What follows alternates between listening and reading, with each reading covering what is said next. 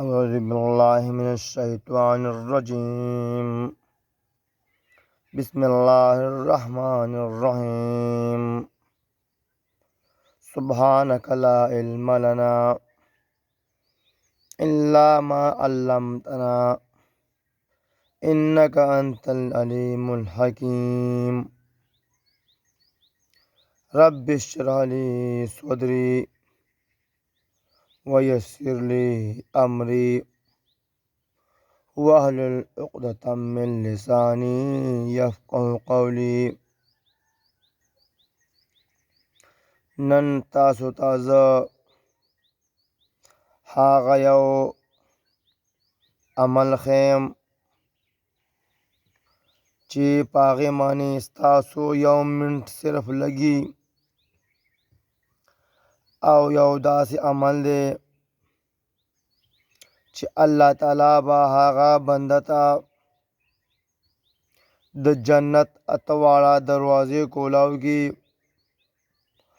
او چې د کومې نه داخلېدل غواړي نو داخل دي شي.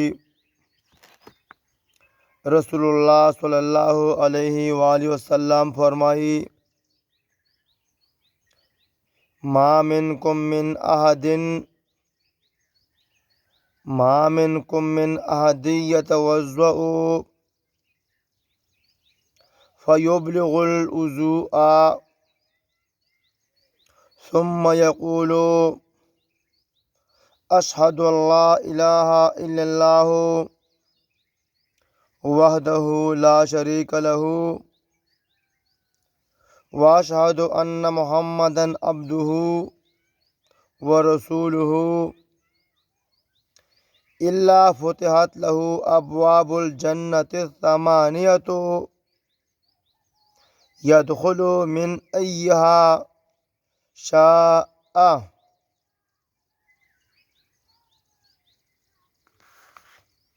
د هغې ترجمه دا ده: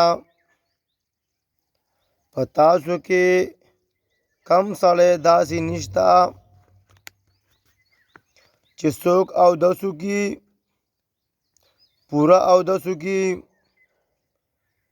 او د اودس بیا دا ووایي، یعنی اودس نه وروستو: اشهد ان لا اله الا الله وحده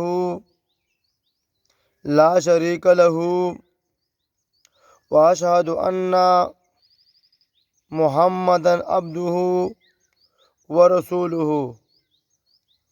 مگر در پاره با د جنت اته دروازې کولاو کړی شي چې د کومې نه غواړي نو داخل دي شي.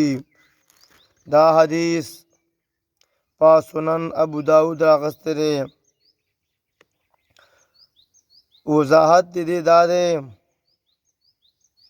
چې د اودس نه وروستو چا دغه دعا ویله: اشهد ان لا اله الا الله وحده لا شريك له واشهد ان محمدا عبده ورسوله،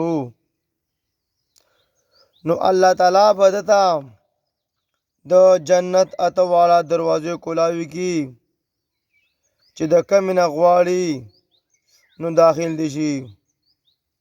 الله تعالی دې موږ له په قرآن او په حدیث باندې د عمل کولو توفیق نصیب کړي.